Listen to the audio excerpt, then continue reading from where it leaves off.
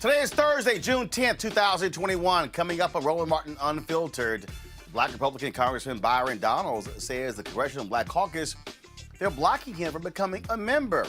Others say, dude, you voted with Donald Trump when it came to the election of Joe Biden. Get the hell on, get gone.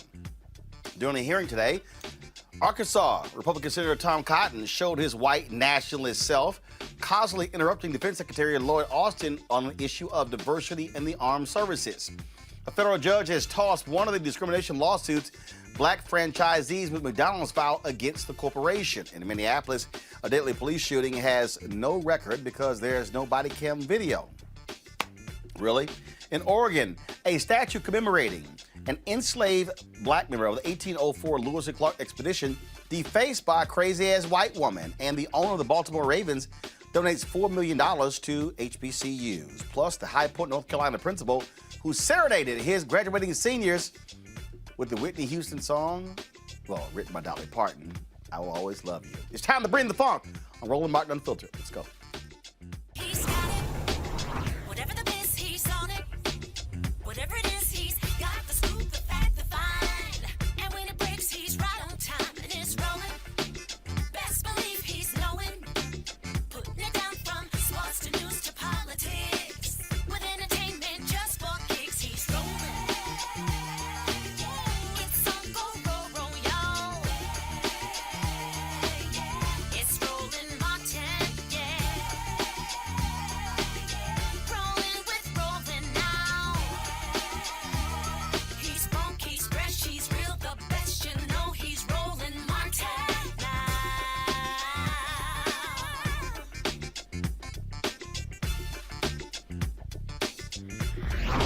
Martin. The only black Republican in the U.S. House, not happy at all. He's upset, saying the Congressional Black Caucus is blocking him from joining. 42-year-old Byron Donalds from Florida says his staff has reached out to members of the CBC multiple times. They have not gotten an adequate response why he is not a member. Now, he has said that he was a member of the Black Caucus when he served in the Florida legislature. He believes he's being ignored because of his party affiliation. Now, when asked about Donald's claim, the CBC gave us the following statement. The Congressional Black Caucus remains committed to fighting for issues that support black communities, including the Police Accountability Bill, protecting voting rights, and a jobs bill that helps our communities. Boom, there you go. Now, Congressman Byron Donalds is going to join us on Monday's show, but he did go on a lot of media outlets talking about this issue after BuzzFeed actually reported this story. Watch this.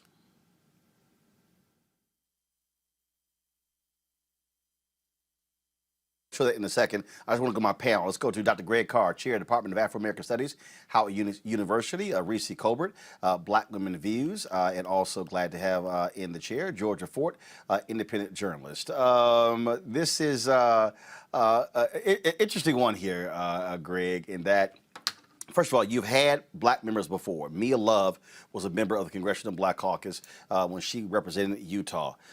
You have Burgess Owens, who's not from Utah, not joining the CBC. Senator Tim Scott chose not to join as well. And so Donalds is really upset that he's not allowed over there. But keep in mind, this is the same guy who voted not to accept the electors, not to accept the results of the election of President Joe Biden. What do you make of his desire to join the Congressional Black Caucus? Should he, or should he be kept out?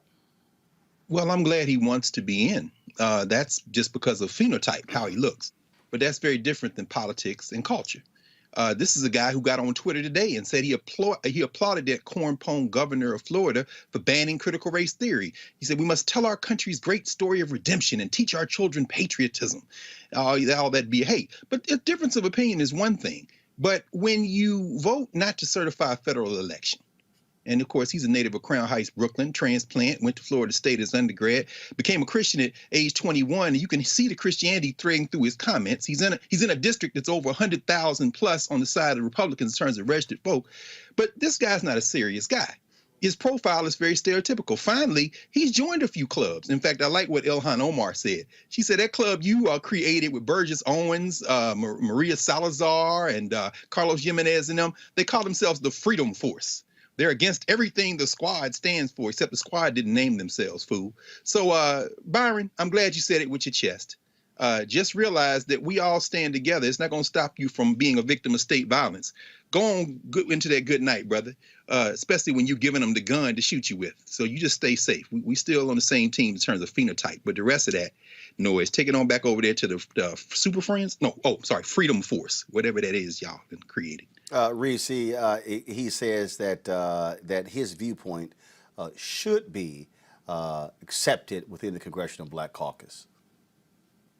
I mean, what is the viewpoint? Is it white supremacy? Because that sure as hell doesn't belong with the CBC. The CBC is the conscience of the Congress. They already get dragged enough for stuff that's not even accurate and not even fair. The last thing you need is a person who's working against the interests of the CBC and Black folks altogether. This is nothing more than a stunt. He's very unserious, as Dr. Carr just pointed out, but this is a great way to raise his profile off the backs of Black people, because, you know, the quickest way to become a martyr is to try to make it seem like Black people are anti-conservatives, which we aren't. A lot of Black people are conservatives, but Black people are anti the white nationalist party. That is where he runs into an issue. And so if he were bringing something like fiscal conservatism or something that was traditionally associated with Republicans before they came all out, hoods off, Klan flags flying, the white nationalist party, then you could make the case for his inclusion.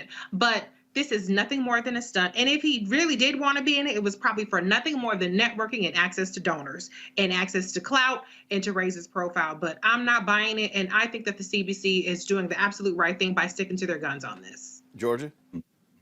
Yeah, I agree with Reese. I think that he's a day late and a dollar short. If he wanted to be a part of the CBC, he should have said this a long time ago. He should have made it a priority in his career from the beginning.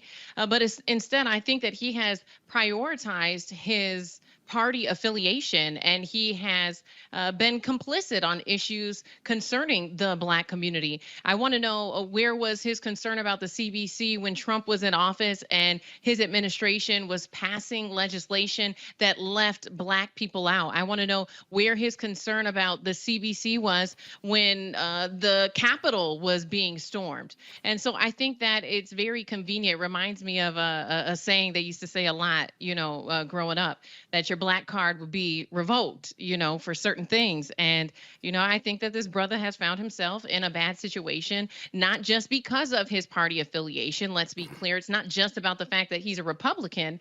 It's about where he stood on issues that concern the Black community. I'm going to ask all three of you this, and Reese, I want to start with you. It's very interesting to watch a lot of folks highly critical of the Congressional Black Caucus. And like I was just seeing one tweet, this guy was like, what has the CBC done? Show me the Black specific laws the CBC has passed. And I keep trying to walk these people through to get them to understand what you can and cannot do. And it's amazing. It's amazing to me. Like I had one guy and another guy yesterday who was going back and forth. He was saying, well, they represent Black districts.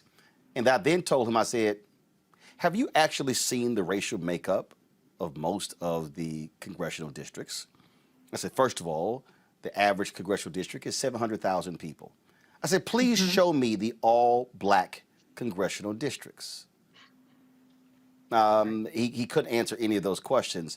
And so when you hear folks say that, show me the Black specific bills by the Congressional Black Caucus, how do you respond?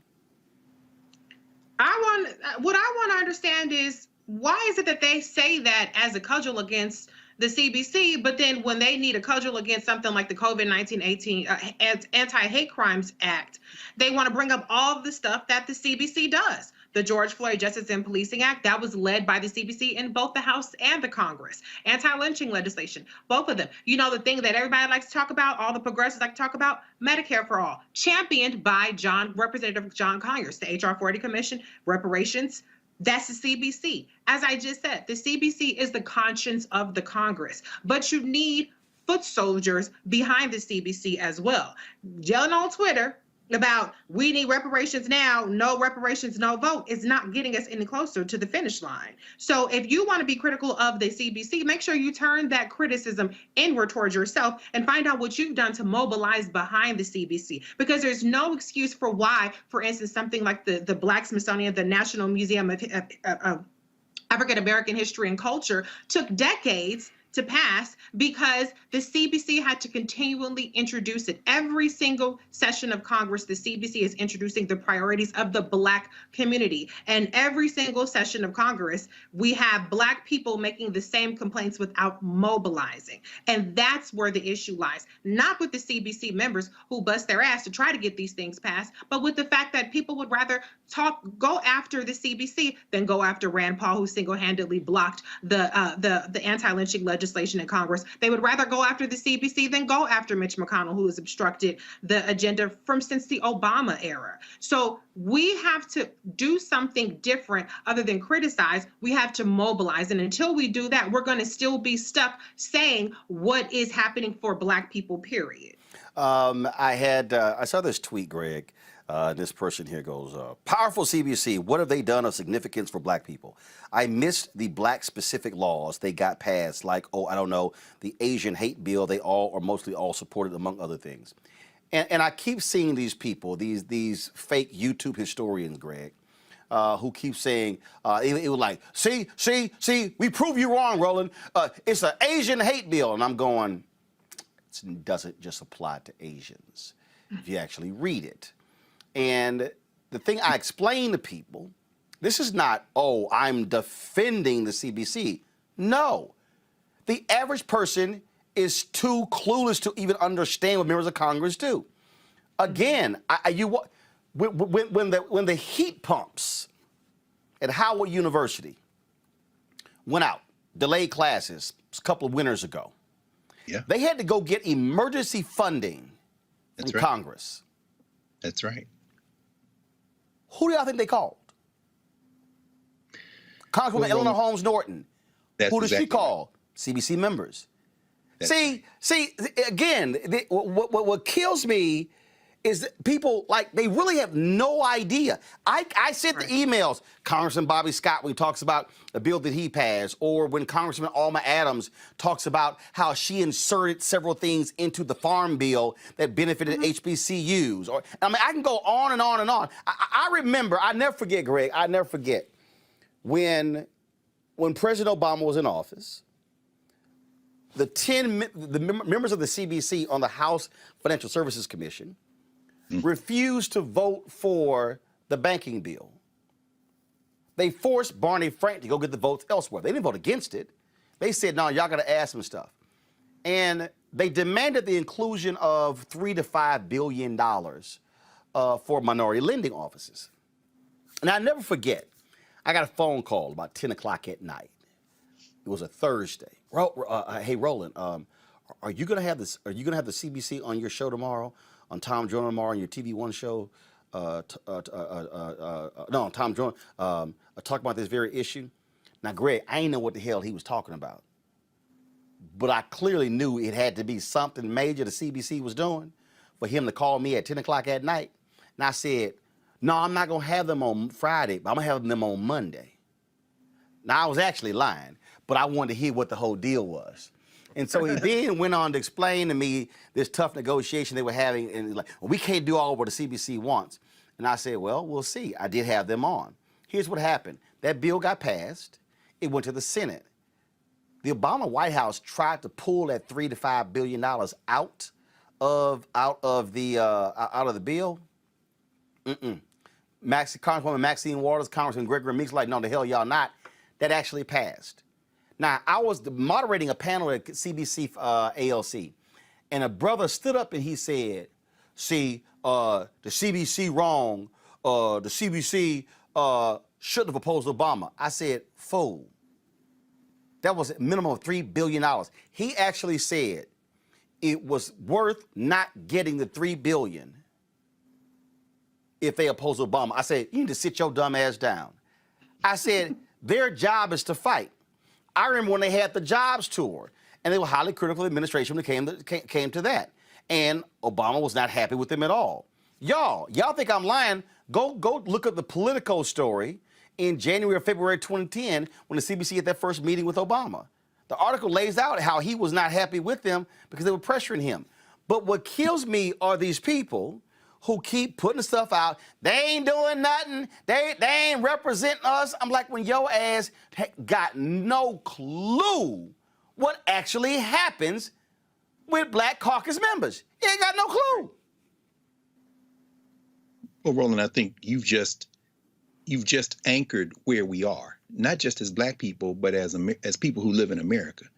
Ignorance is the coin of the realm. Ignorance is how the market operates.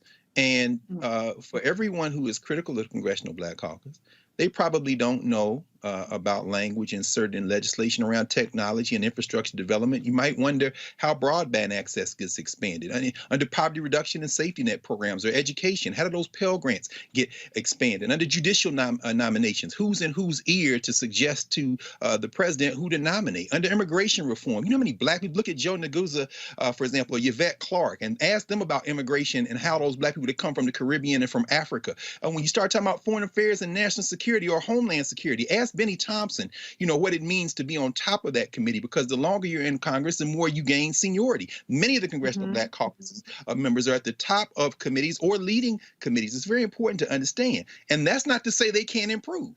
I mean, right. Folk think, when you think Congressional Black Caucus, you got Richie Torres and Delgado out of New York, or Ilhan Omar, or Joe Neguzza, as I said, Continental African, first, second generation, Yvette Clarke from the Caribbean, Stacey Plaskett from Virgin Islands. As far as I'm concerned, Alexandria Ocasio-Cortez needs to be a joint member, because her people from the Bronx, which means the Dominican Republic. We have to think about the work. Finally, H.R. 1, the For the People, Senate Bill 1, the For the People Act, is nearly 900 pages. If you haven't read it, or even part of it, you don't know whose politics and whose staffers went into crafting that legislation. Right here. This is the email. Right here, y'all. This is the email that I got on May 25th. Senator Reverend Warnock and Representative Nakima Williams, introduced bicameral legislation to help people register to vote as they change residences. Okay, so somebody watching might go, well, that ain't no big deal. That ain't no big deal. Okay, I'm just gonna sit here and just, since folks say ain't no big deal, let me sit here and pull this one up, because see, again, I actually see these things. I actually get these actual bills. Congressman, boom, right here, y'all. Representatives Jeffries, Scott, Armstrong, and Bacon introduced bipartisan bill to eliminate sentencing disparity between crack and powder cocaine. This is dated March 9th, 2021. I'm just, y'all, I'm literally reading you, again, for all y'all people out here who keep just running y'all mouth and saying just stupid stuff. I mean, I'm just saying you kind of need to understand what actually goes on, what actually happens. I mean, I can look at. I mean, I get notifications all the time from Frederica Wilson and her office about some of the things that. I mean, here's a perfect example. I'm looking here right here. Representative Wilson introduces bill to reestablish the Advisory Committee on Transportation Equity, dealing with the whole issue of transportation, billions of dollars being spent on roads that impact us as well. Right here, Frederica Wilson leads charge to help retrain millions of workers who lost their jobs to COVID. I'm sorry, y'all, these are receipts. You have to read them, though, Roland. The four-letter word is READ, brother. You out here cussing. I mean, Georgia, again, this is not, look, let me be real clear. I said to the CBC, y'all got to do a better job when it comes to your comms, when it comes to telling your story, when it comes to telling your narrative. But hell, this week, we've had two CBC members on this week, Mondaire Jones and Congressman Jamal Bowen. I had a fool who actually sent me a tweet. I ain't seen the CBC out here talking about this voting deal. I'm like, dumbass. I've literally had two this week. Yeah, I think people are not really paying attention. And so those who would make that claim, who would say, oh, what is the CBC doing for the Black community? I think that question should be posed back on them. What are you doing for the Black Mm, community? And fundamentally, speaking, I think the public, for the most part, doesn't really understand the foundational concepts of how bills are even passed. And so you really have to understand politics also, that the CBC is up against politics. They're politicians. They have to play the game. They have to make nice with maybe people who don't have the Black community's best interest in mind, and they have to get that support one way or another. They're playing the game. And so in order to fully understand what all goes into that, you have to understand the game. And so I would encourage the people who have the audacity to make those types of claims. I would encourage them to research and educate themselves on the political process. The last thing I'll add to that, you mentioned Ilhan Omar, who is in Minnesota, and we saw the moment that Trump went into office, that woman had a target on her back. yeah. Hold up, Ilhan Omar, a member of the CBC. Yeah. A target on her back. And can you imagine what it's like also to not only have to do your job while Black, do your job while everybody's against you, but then do it while you're facing death threats and while the president of the United States is calling you out explicitly on Twitter. You have to also think that the same things that we're faced in our workplaces, it's amplified for our politicians. And so the last thing that we need to be doing is trying to call them out. We need to be, if we feel like they're not doing enough, we need to call them and ask them how we can support them in doing more. And let me be real clear. Again, I'm sorry. Wow. Congressman David Scott votes to pass enhanced consumer protections from predatory debt collections. Yeah. But Georgia made a very important point, Roland. I mean, if you don't have the numbers, you can't pass the legislation. And so, Mondaire Jones might not have the numbers to get the For the People Act passed, but Joe Manchin gonna have to fight him. Because these young cats that come, he done called Joe Manchin everything but a child of God. He done questioned his whole human existence. In other words, he's doing what he can do until we, to George's point, do our part. You got to get to the ballot box. And and I misspoke a minute ago. Ocasio-Cortez, people from Puerto Rico, not Dominican. But like Malcolm X said, you get mad when you want me to call you Negro, you want me to call you Black. So it's okay for me to call you Negro in Spanish, but not English. Black people who speak Spanish, who got Black blood in them, y'all don't get mad, because if her name was Chelsea Jones from New York, wouldn't nobody be saying she was white because she speaks Spanish. You probably go look at the history of Puerto Rico I'm just going to give one more. Representatives Beatty Williams introduced new diversity data disclosure bill. Congresswoman Joyce Beatty, chairwoman of the Congressional Black Caucus, also chaired the House Financial Services Committee on Diversity and Inclusion, and Congresswoman Nikema Williams. They joined forces to introduce the Diversity and Inclusion Data Accountability and Transparency Act, which will require regulated financial firms with more than 100 employees to disclose diversity data, enhancing transparency, accountability, and creating a more inclusive economy for all Americans. What that means is show us your data and what Black folks you're hiring. Now, but see, Reese, but the fool watching, no. But it needs to be Black specific. Y'all, Reese, go ahead.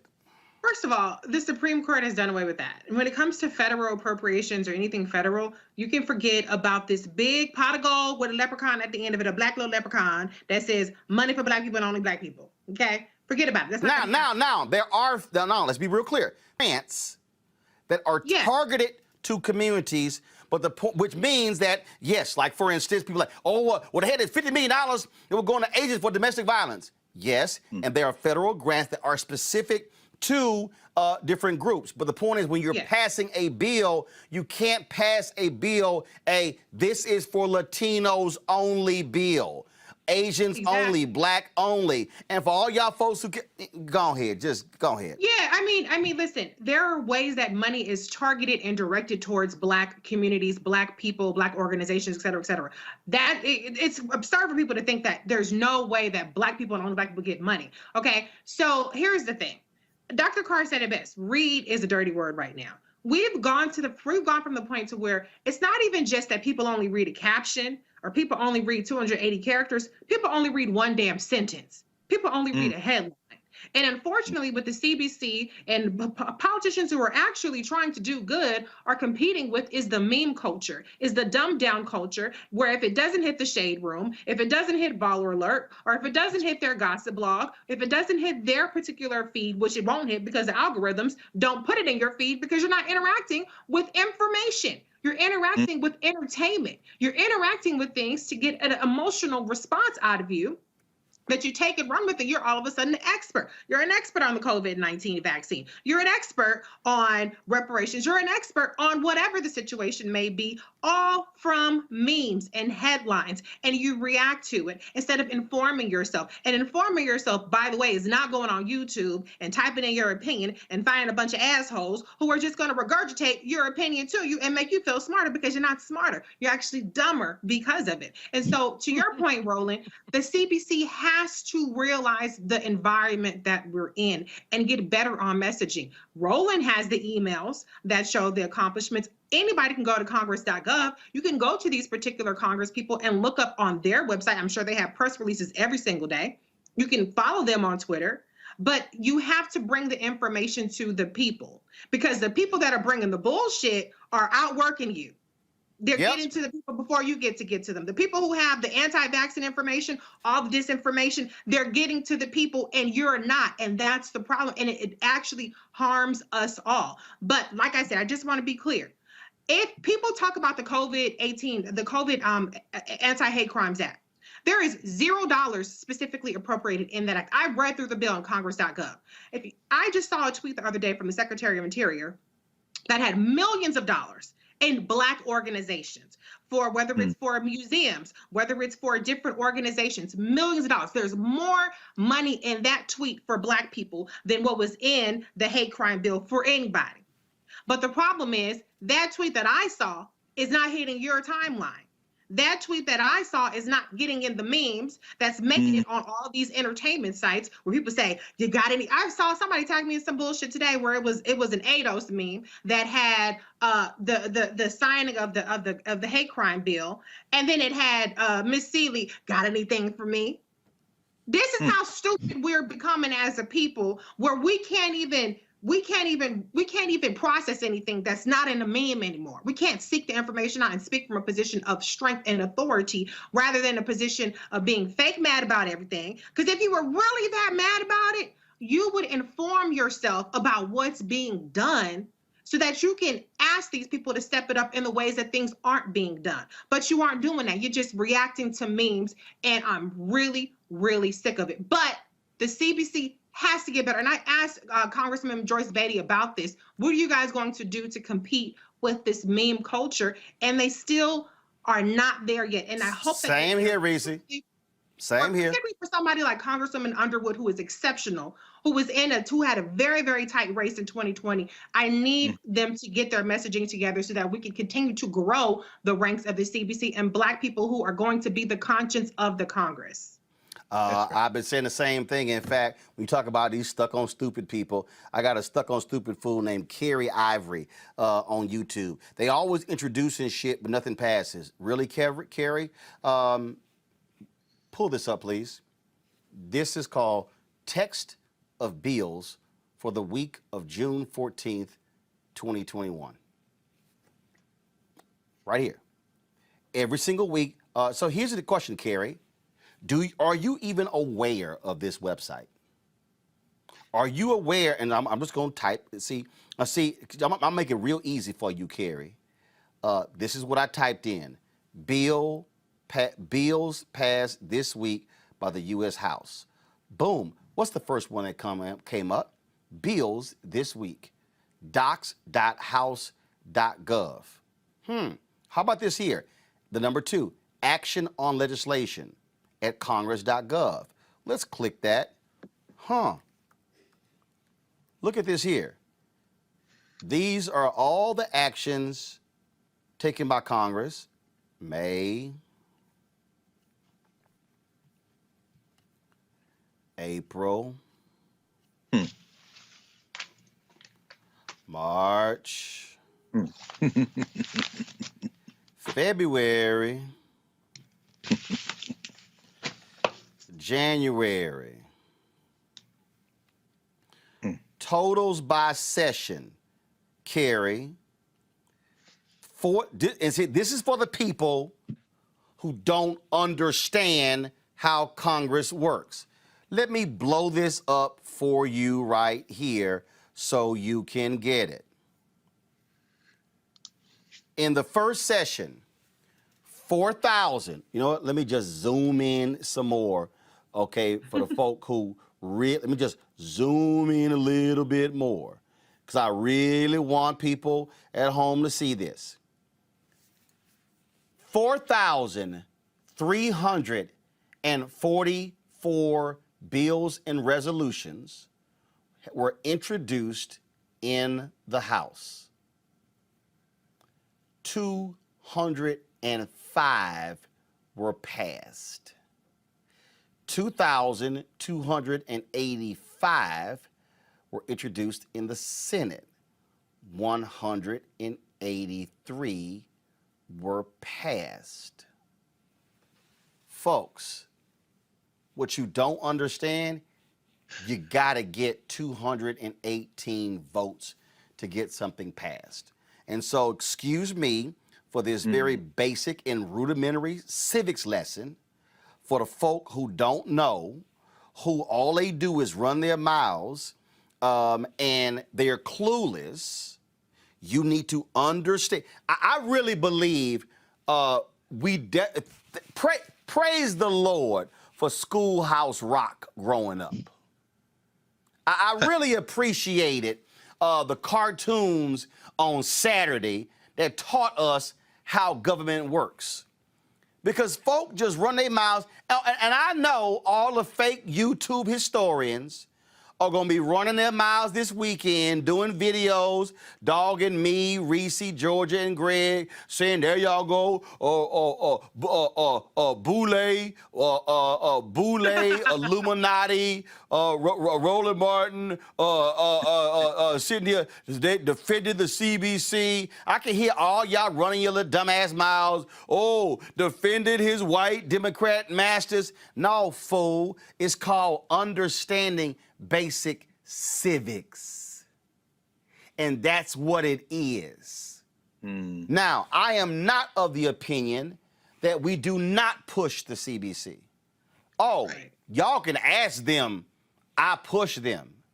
But what I'm not gonna do is run my mouth and then say, man, the CBC, they don't do nothing. I don't know what they doing for us. I ain't seen them do nothing. Cause your ass eyes are shut with a pair of shades on.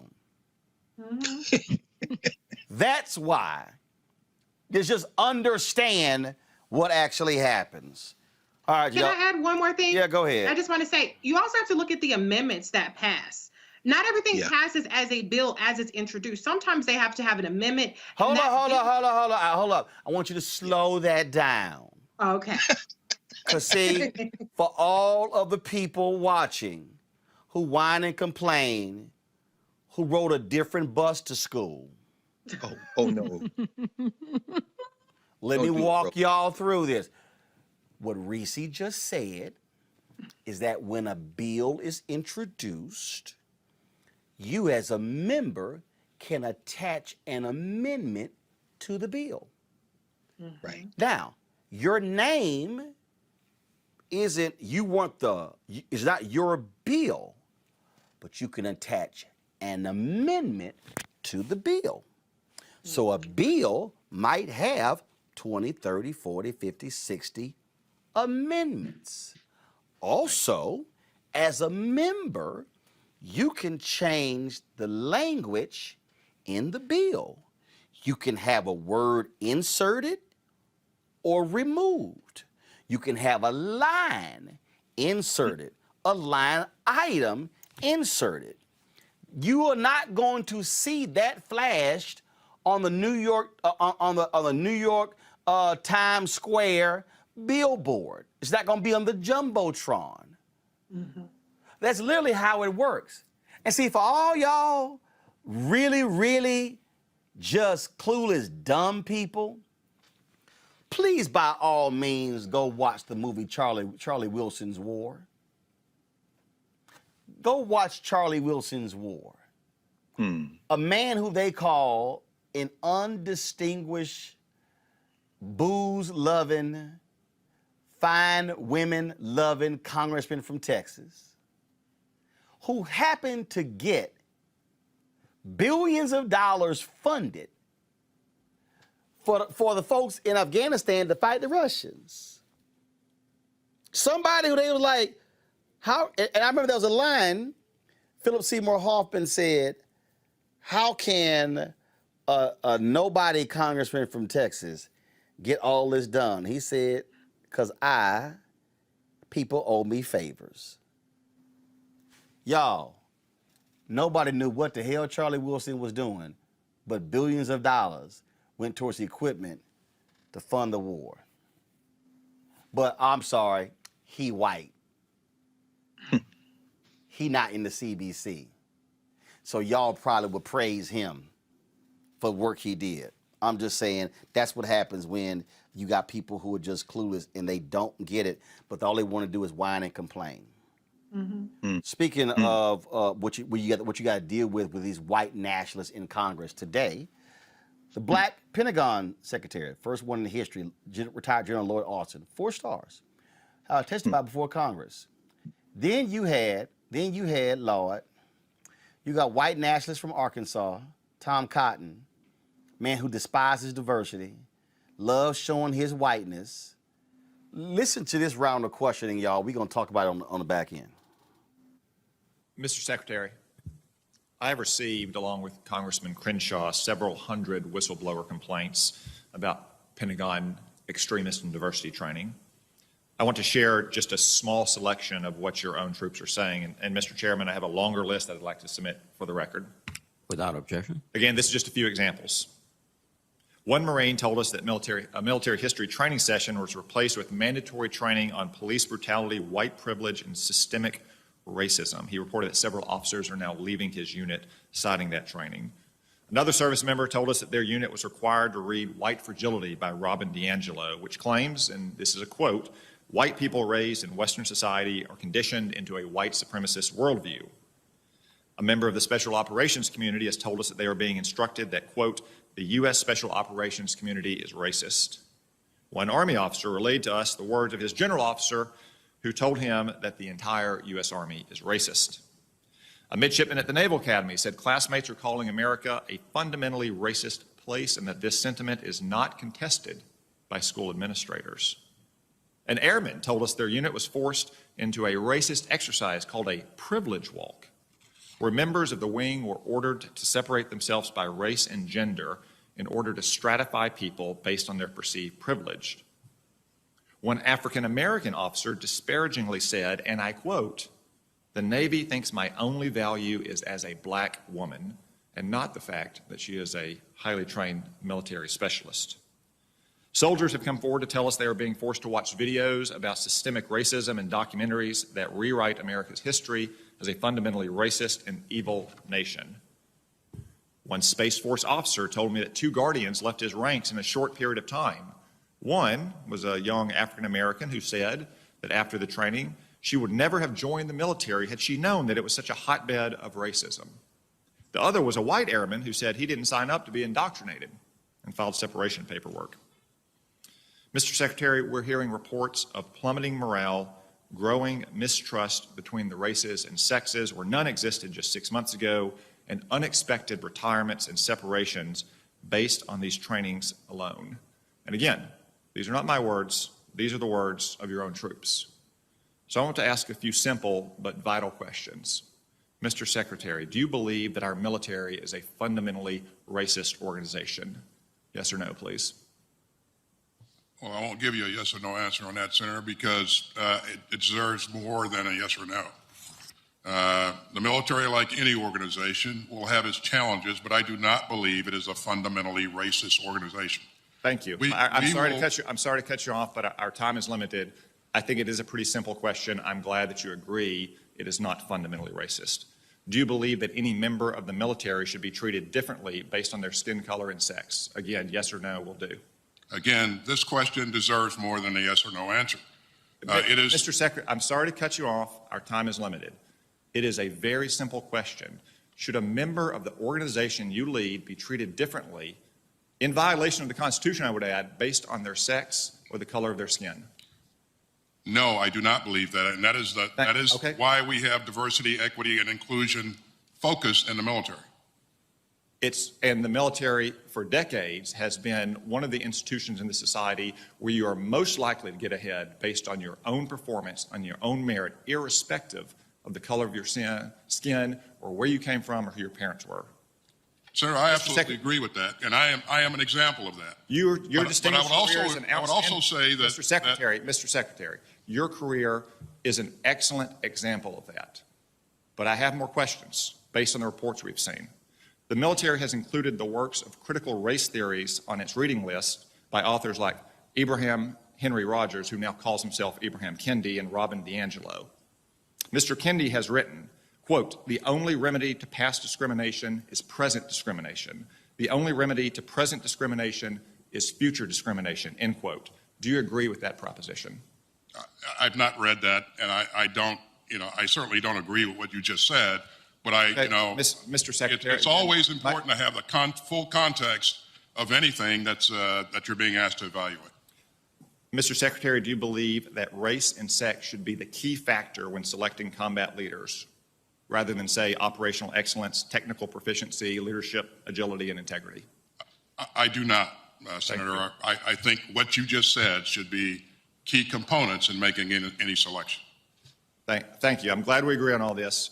So let me just wrap up by saying this. If troops are subjected to the kinds of trainings drawing on critical race concepts like America and our military is inherently racist, or certain races are inherently privileged, other races are inherently victimized, given what you've said, should they report it up their chain of command or to the Inspector General or to other appropriate channels? They've always had, yes, they should. They've always had that ability to do that, and I would recommend that in the future. I would also say that diversity, equity, and inclusion is important to this military now, and it will be important in the future. And so we're going to make sure that our military looks like America, and that our leadership looks like what's in the ranks of the military. And I appreciate your support on that. And I agree with that. And like I said, the military has always been one of the most diverse institutions in our society where you can get ahead irrespective of the color of your skin or who your parents are or where you came from. And I'm glad that we agree on that. This is not about diversity in general, though. This is about a very specific kind of anti-American indoctrination that is seeping into some parts of our military based on the whistleblower complaints we have received. Thank you. My time's expired. Now, after that took place, here was Senator Tim Kaine, who allowed the Defense Secretary to actually answer the question. Now listen to this. Explain the context. Senator Cotton asked you a question about your own career, and you indicated that your career is an indication that the military can be welcoming to all kinds of people, but you were then going to explain the context of what your own personal experience has shown you during your time in the military about why we need to take seriously these issues of diversity and inclusion. The senator had other questions, but I'd like to hear how you were going to answer that question, giving the full context. I think the leadership has a responsibility to create a climate where everyone, first of all, we should be welcoming to everyone who can qualify and who is fit to serve and who can maintain the standards. And secondly, we ought to look like the America that we support and defend, and our senior leadership should look like what's in the ranks. And where we've done a great job in recruiting very highly qualified and capable people, I think we need to do a bit better in terms of making sure that we're absolutely inclusive and making sure that we create pathways are available for everybody that's in the ranks to achieve, to realize their full potential. And so that's what that diversity, equity, and inclusion is all about. It's about cohesion. It's about making sure that we remain the most effective and lethal fighting force in the world. And we have been in the past, and we will be in the future. And when we've moved toward diversity, the military, it's always made us stronger. When President Truman integrated the military, it was not uniformly popular. In fact, I believe as Secretary of the Army ended up resigning after refusing to desegregate units about a year after the order. But moves like that, where the military has often led society in building cohesion, the military does it well. They're not always immediately popular, but they end up paying dividends not just for the military, but for American society. It has to be done sensitively, carefully, by people who understand it, but I applaud you and other leaders who are trying to do that. See, Georgia, this is why these things matter. You got white nationalist Tom Cotton, who hates diversity, who is all about whiteness, wants to be in denial, and then they love holding up the magical Negro. Well, look at you. And what you heard Secretary Austin say, yeah, we're doing a good job recruiting black folks and Latinos, but when they go up that chain, how many blacks have become 4-star generals and 3-star generals and 2-star and 1-star generals? See, they don't want to deal with that, okay? And the Cotton doesn't want to deal with the Military Times and the other media outlets that have reported. The Associated Press just a week ago did a detailed report on discrimination in the armed services. It makes a world of a difference when you have context, when you allow someone to articulate themselves instead of pigeonholing them into a yes or no response. And so to him, I'd like to ask a yes or no question. Did Christopher Columbus discover America? Did white corporations own slaves that are still in existence today? And so I would like to ask some very clear yes or no questions to give him the context that is required to make an informed decision when you're talking about the men and women who are putting their lives on the line for our country. You have to take more care and compassion when you're talking about those who are bravely leaving their families to stand for all of us to have the security that we've maintained here in America for so long. And so I think it is embarrassing and it is a shame to see that type of ignorance used to try to make decisions that will affect our military. And so, I think that this is also a great example of what Black people who are in elected positions are up against. They're up against this rhetoric. They're up against the white supremacy. And think about how rude and disrespectful, yes or no, yes or no. And think now, if the response would have been anger or talking over, then now all of a sudden you're an angry Black man, you're an angry Black woman, and so I think that this was a great example, Roland, to point to, and even to add to the conversation we were having before about the CBC. This is what our elected officials of color are up against when they're in there, they're on the floor, and they're advocating for things that would make our society, our nation, more equitable. I guess, Reese, Cotton didn't come across this story. Dated May 27th, 2021. Deep-rooted racism, discrimination permeate U.S. military. That's why they got to take those damn classes. Because, see, I bet you of those so-called 700 whistleblowers, most of them are white boys who do not like having to be confronted with their bigotry and with this Black Pentagon chief saying, we throwing you extremists out of the U.S. Armed Services. Exactly. I mean, Tom Cotton was detailing that deep-seated racism. If learning about the actual history, not this they call it what, anti-American history? That's American history. If it's not pretty, that's because American history is not pretty. If that's enough to make you withdraw from the Army, you didn't have no damn business being in the first place. But it's really interesting how when white people like Tom Cotton, white nationalists like Tom Cotton talk about irrespective of race or gender, they're full of shit, because most of the white people got there as a result of race and gender. Okay, so their whole default when he's prodding Secretary Austin to talk about irrespective of race, irrespective of gender, what he's saying is those positions should go to white people. That's what he's saying. He's saying that when they go to black people, it's because of their race or it's because of their gender, and that is the problem. That is the epitome of white supremacy. When the white is right, white default measurement is used for what involves merit. There is deep-seated racism within the military. Secretary Austin is the first Black Secretary of Defense, and we know how diverse the Army is. And so, why is it taking this long to get a Black person who is the head, the Secretary of Defense of this country? And I love that whole deal, Reese. He was like, well, of all, the U.S. military has been, an opportunity to get a fair shot. Yeah. Dude, you act like they've been perfect. No. And I remember, and I remember being in high school, the military coming to our classroom saying, look around, look to your left, look to your right.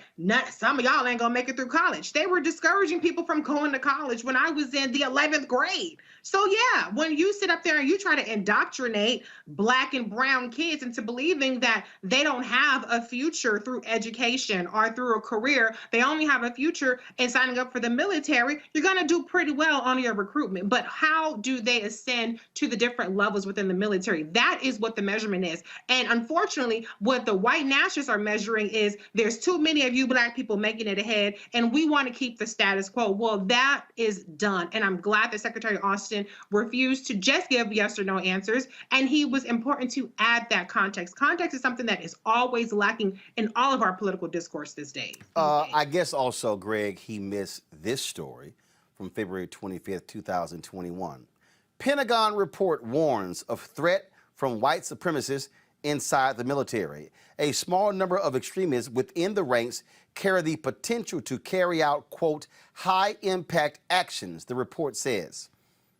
Senator Thomas Cotton, he didn't quote from that report. Well, I mean, Tom Cotton is not stupid. There's a substantive issue, that's what we're discussing, the range, the complexity of them. And then there's the political issue. In terms of foreign policy and the military, use of the military, I suspect that General Austin and Senator Tom Cotton probably are closer in agreement. For Tim Kaine to evoke Harry Truman, a Klan-adjacent N-word spewing racist who used the atomic bomb twice, only two times in human history, and used it against the Japanese as a stalwart of integration when he reluctantly integrated. Read the report, 1957, to secure these rights. This guy's a segregationist growing up in Missouri. But anyway, that's another story. We don't confuse the push for diversity, equity, and inclusion in the military, which is part of the settler colonial project. I mean, it's nothing. And Richard Pryor said, "What, you want them mad at us too?" I mean, a lot of times Black people join the military to escape a certain political economic condition. It ain't like we love this country so much, but that's a different story. What we see there with Tom Cotton is positioning for 2024.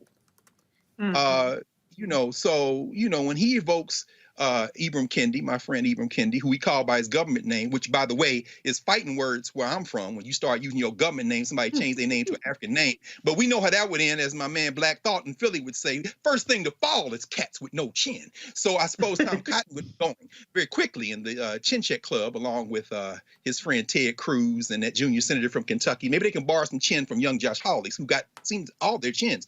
But anyway, the point is that Tom Cotton is positioning himself for 2024. This racist who last year, when he was attacking the New York Times, said slavery was a necessary evil, the one upon which the Union was built. This year, who tweeted out that we have an under-incarceration problem, meaning locking up people like you, me, George, and Reese, and who just said month before last, when last month actually, when the anniversary of George Floyd's murder came, that tweet that came from the White House could have come from the Communist Party of China. Tom Cotton is not engaged. He don't care nothing about no facts. This man is he's auditioning for the role of not only lead white nationalists, they're all lining up to see if Trump collapses, whether they can be the Republican nominee. He's not just a white nationalist, he's a white supremacist. And if you start matching up jeans, bruh, I don't know that you with that Cheech from Screech from Saved by the Bell chin and that flop sweat usually beneath your nose and above your, I don't know that you should be. He's auditioning for the hillbilly vote for 2024. That's all right. Tom Lander Cotton. And I then, wish I was. and then you got folks like Florida Rep Mike Waltz, who wrote a letter to West Point Military Academy's superintendent, who's black, demanding the schools cease teaching critical race theory immediately. Waltz reasons that the cadets are not, quote, activists, and some will go on to hold powerful positions running the country. Hey, dumbass, that's why. Waltz said he has some parents complaining after they heard about some lectures called Understanding Whiteness and White Rage in a classroom slide labeled White Power at West Point. Player, there has been racism at West Point, and the black folks have been talking about it. I keep telling these white folks cannot handle what's going on. Going to a break, we come back. Hakeem Jeffries even questions the FBI director about using the phrase violent white terrorist. Also, McDonald's wins around in court with black franchisees who sued them. We'll break all of that down next, right here on Roland Martin Unfiltered. When you study the music, you get black history by default. And so no other craft could carry as many words as rap music. I try to intertwine that and make that create whatever I'm supposed to send out to the universe. A rapper, for the longest period of time, had gone through phases. I love the word. I hate what it's become, and to this generation, the way they visualize it. Its narrative kind of like has gotten away and spun away from, I guess, the ascension of black people.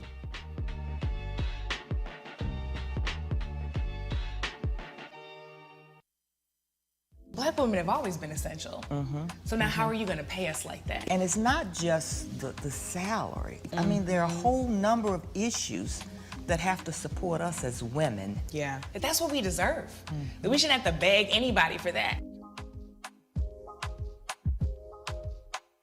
And I think that we are trying to do our best as a generation to honor the fact that we didn't come here alone and we didn't come here by accident. I always say every generation has to define for itself what it means to move the needle forward.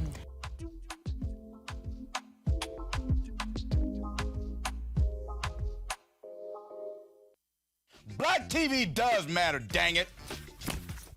Hey, what's up, y'all? It's your boy Jacob Lattimore, and you're now watching Roland Martin right now. Yee. Folks, again, what we're dealing with in this country, white supremacy in so many different areas, but the nation doesn't really want to deal with those issues. Congressman Hakeem Jeffries had an opportunity to ask FBI Director Christopher Wray specifically about this issue with these violent white domestic terrorists. Watch this. Why is the FBI generally reluctant to use the term violent white supremacy? I think we use the term racially motivated violent extremism partly because we're trying to make clear to our people and everyone who's involved that our focus, that doesn't mean everybody else's focus, but our focus is on the violence. And so part of the reason we changed some of our nomenclature was to make especially sure that what's important to us, and it gets back to this idea that we have one standard. Doesn't matter what your motivation is or how abhorrent or despicable your motivation is, what we have to be focused on is the violence. I understand that the violence is largely being driven by white supremacy as an ideology. If you don't name the problem and claim the problem, it seems to me that it's hard to tame the problem.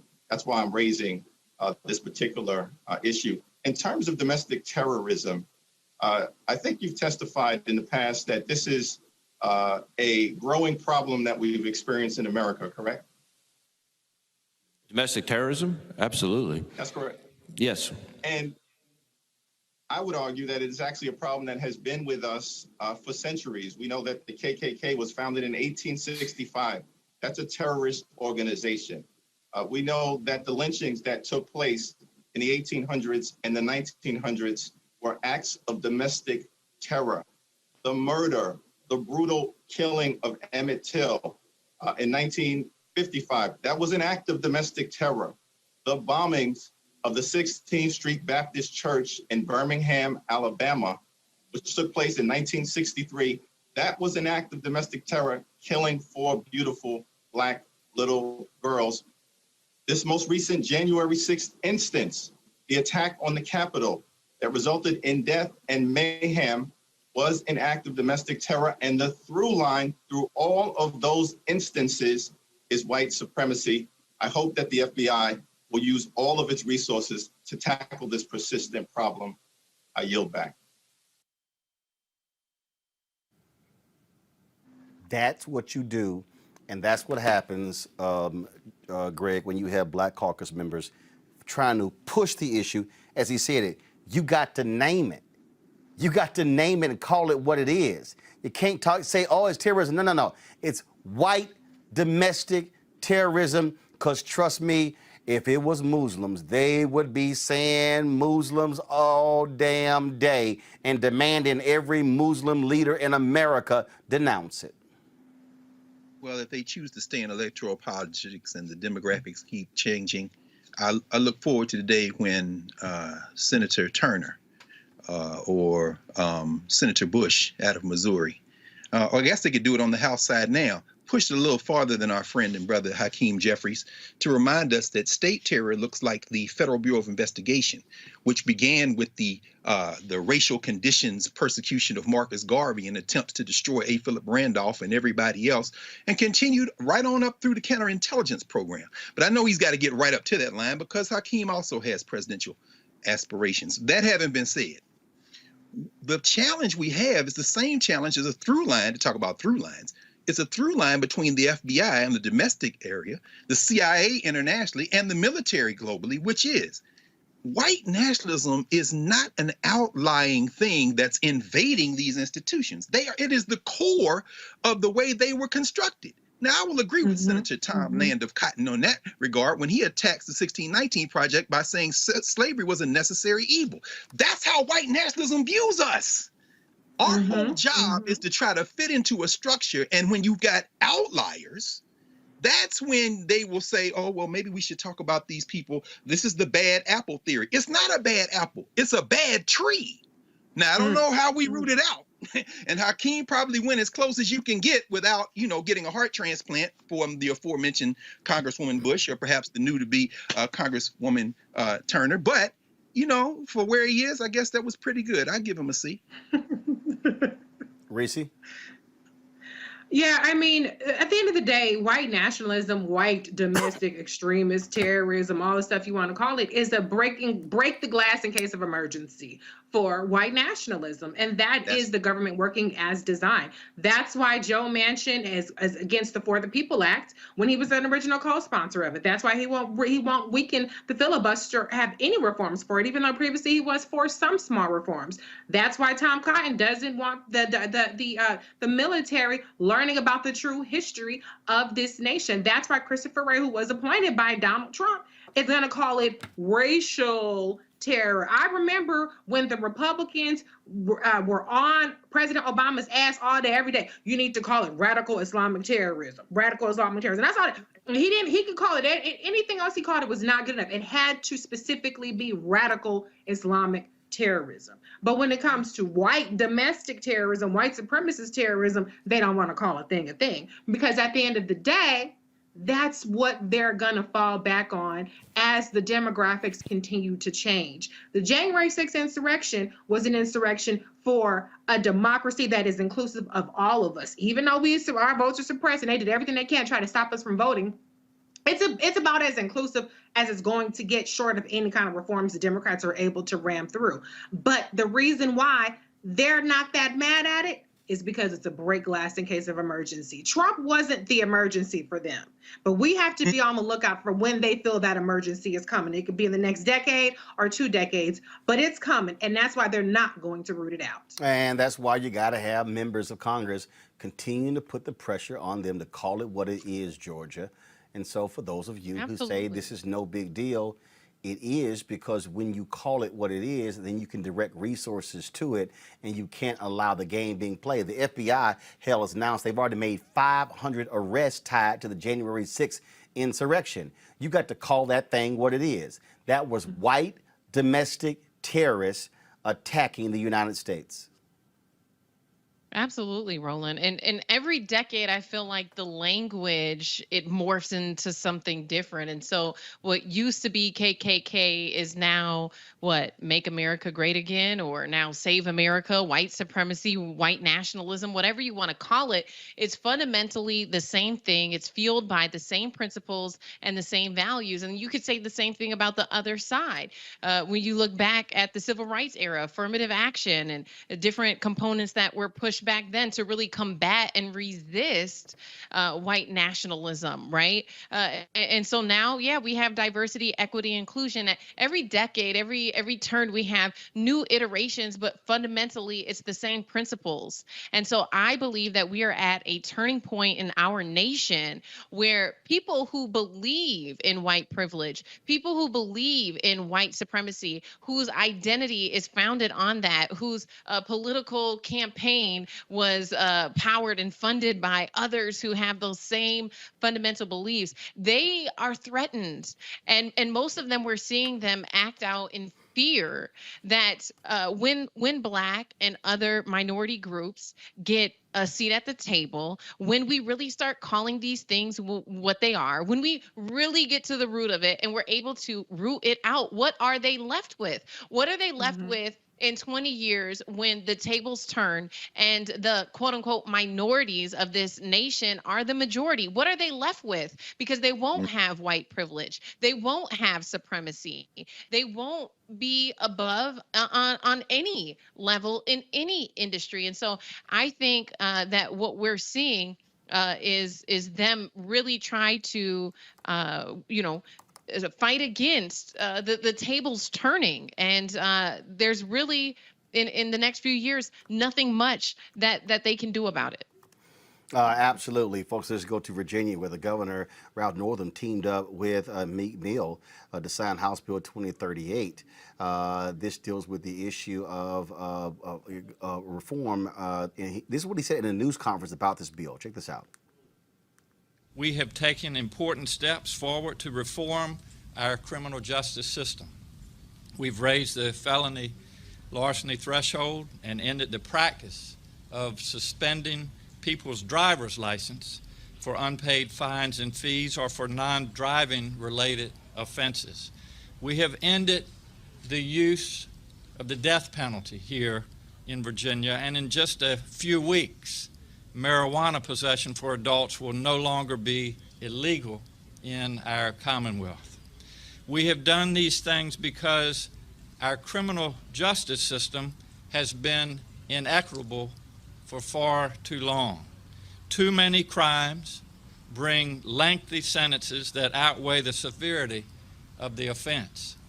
And that has resulted in far too many people, particularly too many people of color, in our prisons and jails.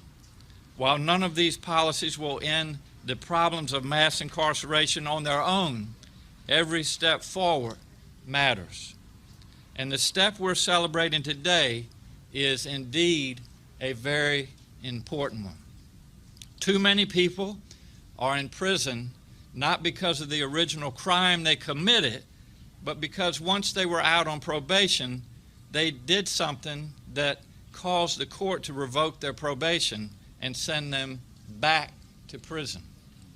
According to a 2019 report from the Council of State Governments, a quarter of state prison admissions nationwide are for technical violations of probation or parole. Now let's go to Michigan, folks, where a 6-year-old boy is recovering at home after being threatened with a sledgehammer and then shot as he retrieved his bike from his neighbor's front yard. Watch this.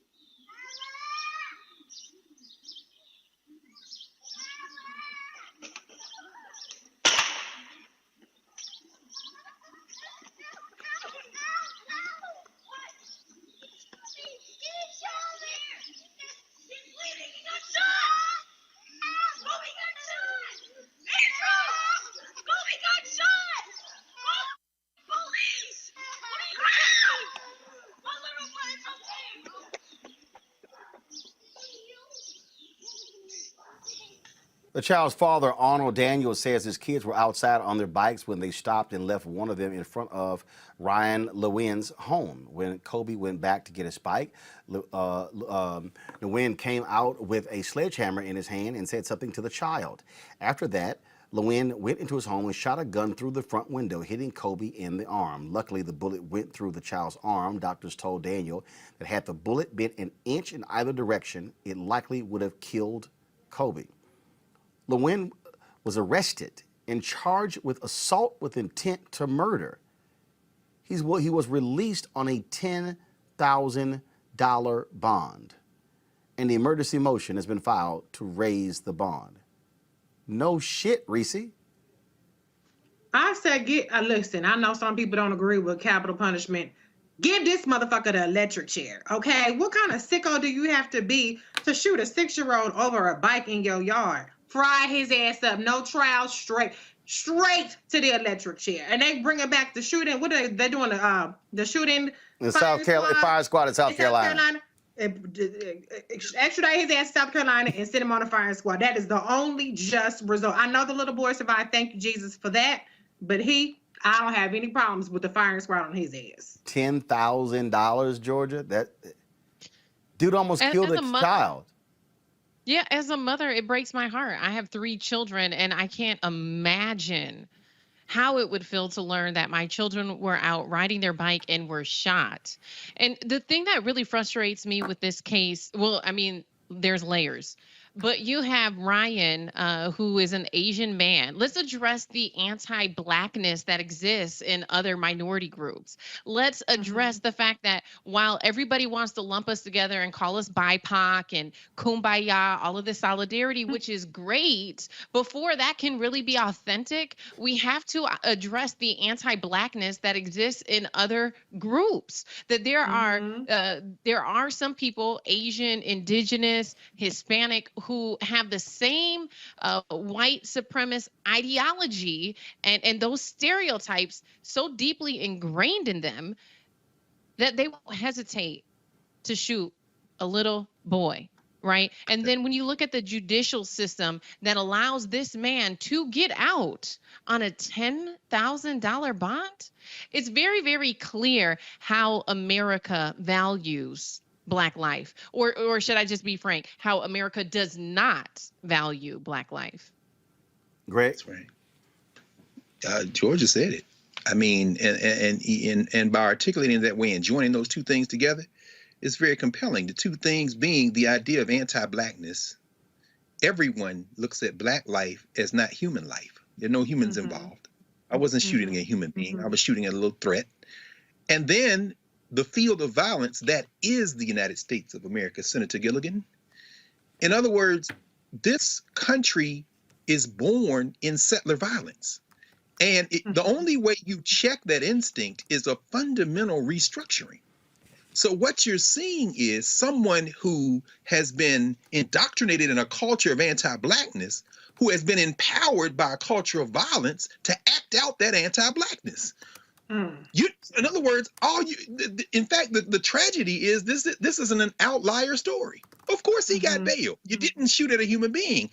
And it's going to happen tomorrow and tomorrow and tomorrow. And one day we're going to remember what we did up until fairly recently, the last maybe 50 years or so, which is shoot back, baby.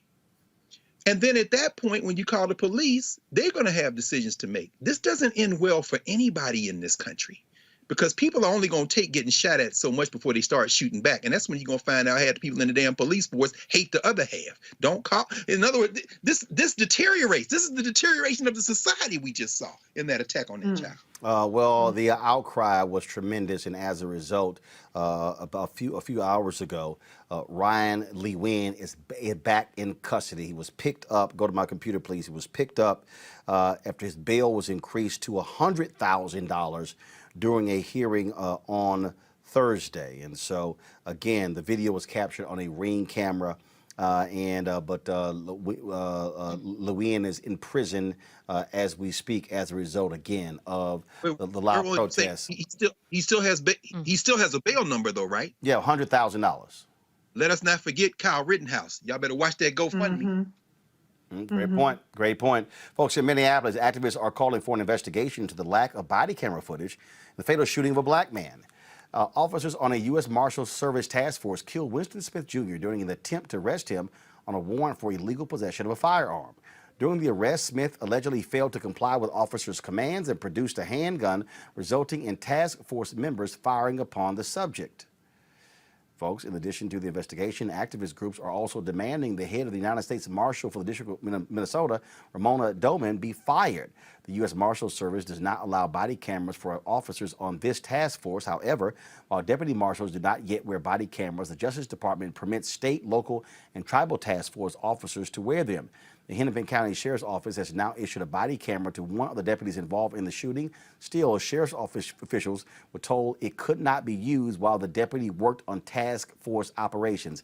That's stupid to me. I'm sorry. Georgia, I keep saying to people over and over and over again, every law enforcement agency in America should be required to wear body cameras. I don't give a damn if your ass is a cop for the metro, for the school district, whether it's county, state, federal, task force, every single, you got a gun, you're gonna apprehend somebody, there should be a body camera on every single one of those officers. That's right, Roland. And I'm in Minneapolis. And so, when you look at this, it's 2021.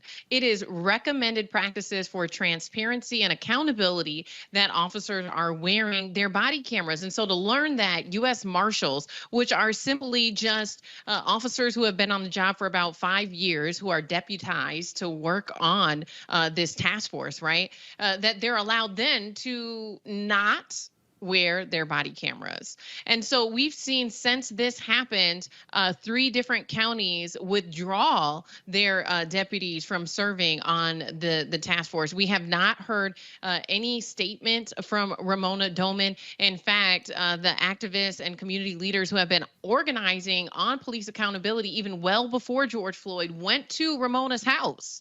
She had been escorted about maybe 20 minutes before by different feds. They came, they got her from her home, and it was a small group of people asking her for transparency, asking her to answer questions, asking her to address the public about what happened to Winston Smith, who was a father of 3 and a comedian. Now, the one thing I will say, right before the show started, I was at a press conference right at the intersection where that parking ramp is, where he was killed. And the attorneys for the only witness made a statement today. They said that their client was in the car when Winston Smith was fatally shot, and she did not see a gun. She did not see Winston Smith, who they said had a gun. On top of that, what has made this case very, very complex, and I think part of the reason why we're not seeing this specific killing in national headlines as much as we did George Floyd and Daunte Wright, is because the Star Tribune, which is a credible one of the legacy outlets here, they made a statement saying in their initial article about this killing that Winston Smith was a murder suspect. And that narrative is so damaging. Obviously, people were in their homes, and even people in the Black community were wondering if Winston Smith was the man who was accused of killing babies in North Minneapolis. We've had 3 children shot, 2 of them killed by senseless gun violence. So a lot of people, when they heard that initial report, were like, well, maybe the cops are actually doing their jobs this time. But in fact, it was a lie. It was a lie that now white people in Minnesota they have that in their mind. They're like, oh, the murder suspect, but he was not a murder suspect. And let's just say worst case scenario, he was.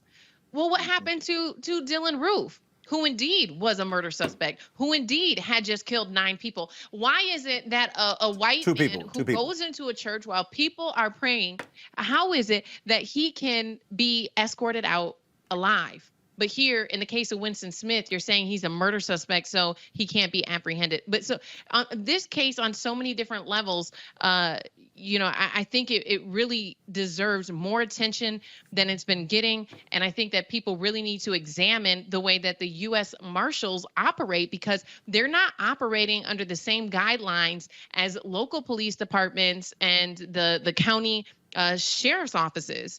And so we need to take that same level of accountability and transparency that we have demanded from our local police departments and apply that on a federal level, and ask ourselves why Ramona Doman, who was appointed by Trump, is still in her position. Absolutely. A great analysis there. Folks, you know what time it is. I'm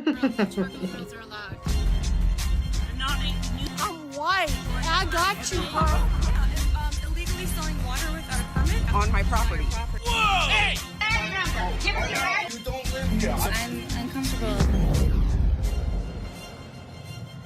Well, y'all, my goodness. At Mount Tabor in southeast Portland, a white woman thought it was a great idea to deface the statue commemorating York, an enslaved black member of the 1804 Lewis and Clark expedition. For the second time in 3 months, the monument was vandalized. This time, it was caught on video. Here is today's crazy-ass white woman.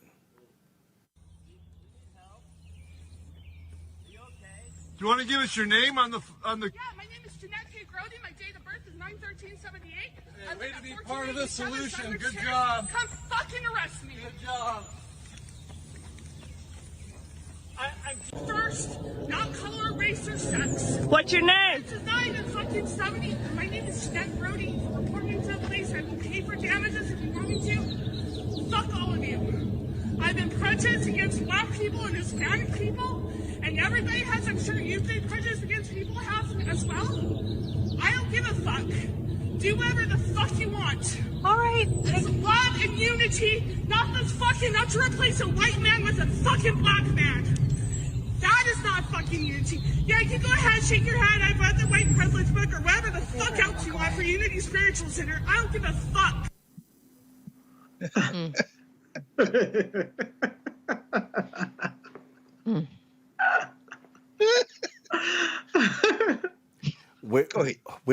Which one of y'all want to go ahead and comment?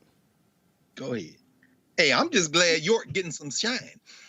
The only time I've been to Portland, I asked them, take me to the campus of Lewis and Clark College so I can see the statue of York. There's a statue in Louisville. There's one in St. Louis. There's a couple on the campus of the University of Portland. York didn't just accompany William Clark and Rogers Lewis. He was enslaved by William Clark. And as my man Frank X. Walker, who's at the University of Kentucky, has wrote a whole epic poem about him. And there's only a couple of books about him. One's called In Search of York. York was the cat they were sending out in front of them. The Native Americans called him the Big Medicine. They said, we ain't never seen a human being like this. York, he got back to St. Louis and Clark wouldn't let him go. He had a wife in Louisville who they sold to Louisiana. And then eventually they say that he finally got out of enslavement and went back to Native America, where he was living out there near where you are, Georgia, apparently as an older man. That's part of the legend. So what this white girl did, who's only speaking English because the settlers came across the damn land and York was with them, and now you speaking English in the great upper Pacific Northwest. The beautiful thing about it is what this woman inadvertently did might interject York into the imagination of some people to go back and see, why the hell is she so mad at that statue? Go read up on York. He's a fascinating brother, the Big Medicine. And you can't do nothing with him with a spray can either. They put the statue up, Georgia, in February after protesters toppled one of a white man. And clearly, Spray Paint Karen is just not too happy at all that the statue of the brother is up. Yeah, let me just say, I have never been so ashamed to be half white. Karenism is a pandemic in and of itself, and violence by white women is real. I mean, we have often painted white men out to be the ones that are perpetuating harm in the Black community, but white women are just as guilty. And, you know, it's just... for people to try and present themselves to be so educated and, you know, so correct, and that they should be model citizens, you know, it has been a relief, actually, in some ways, to see their true colors captured on camera. And it's absolutely hilarious. But on the other hand, it's absolutely terrifying to know that we can be out in community and be approached by women who have this much anger. And we have seen that same character. We saw that character accuse a young Black man of stealing her cell phone. We've seen that same Karen call the cops on a Black bird watcher, you know, and so it's like we continuously see this character reveal itself in every city, in every state. There is a Karen, and you know, I'll just say frankly though, I do feel bad for the Karens out there who are good women, because that lady right there, she's giving Karens a bad rep. Reese, I'm surprised we have not gotten her name, but I can't wait till her ass get fired. Well, she said, "I dare you to arrest me, bitches. I am white. I am upset. I'm going to deface this property. It is my right as a white woman who's upset." What were them symbols about though? Why is she, what's the gender symbols got to do with anything? Go ahead and put the Nazi sign on that, girl. Just lean into it. That's what you are. You are white supremacists. Go ahead and own it, girl. What you drawing purple symbols for? What's that supposed to mean? Yeah, I thought initially I thought she was celebrating Prince. I didn't know what the hell the purple was about. That was just You don't know what the hell she was doing. But the reason why it's funny to me is because they're so triggered. They're so triggered by what? By a statue of a Black man? Oh, you know, they put a statue of a Black man, God rest his soul, who is a slave. That's what we get. Right. We get slave statues. We get slave movies. And like they put, you know, somebody up there who's doing something that's a threat to white people. What is she that mad about?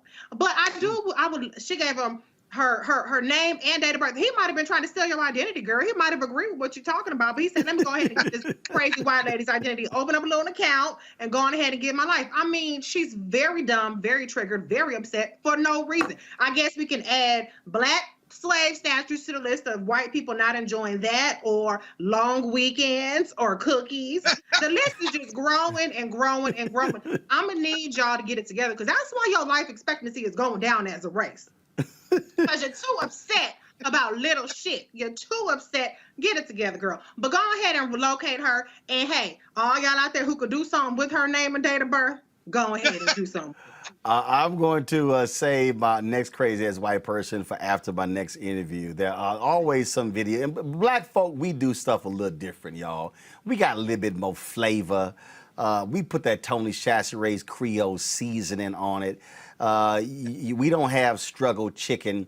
So in North Carolina, some students were graduating, and the principal of the school, he decided to go showtime at the Apollo at the graduation.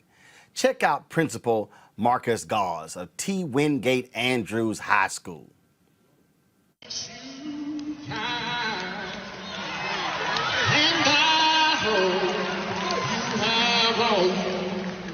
Dreamed of, and I wish you joy and happiness. But above all this, I wish you love.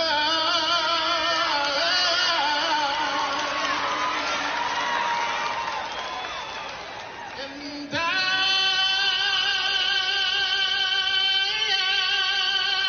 will always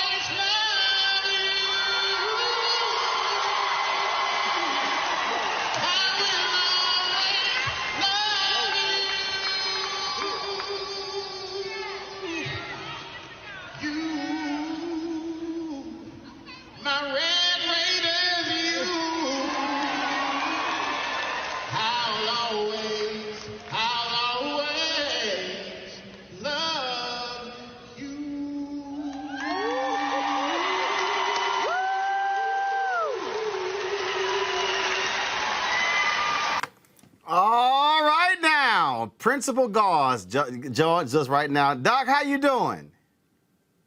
Well, thank you so much for having me. That was, so when did you decide, was that impromptu? Did you plan that?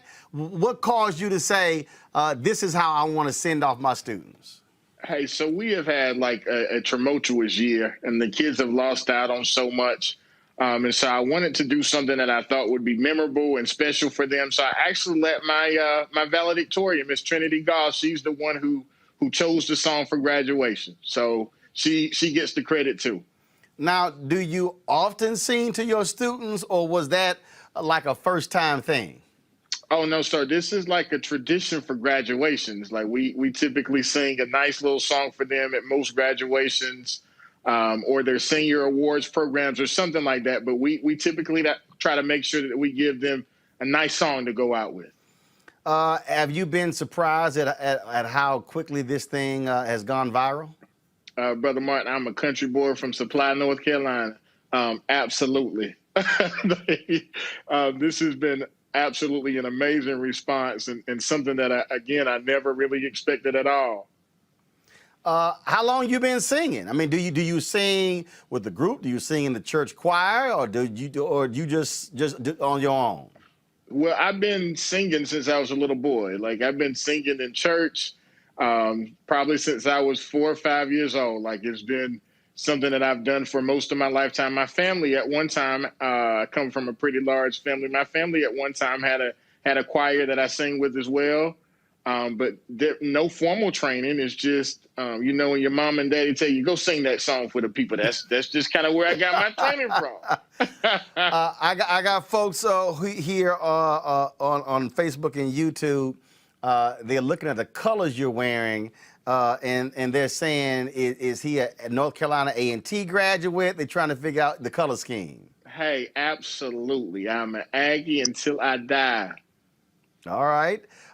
Questions for I'm gonna go my panels. Let me go to our HBCU professor, Dr. Greg Carr. Greg, your question first.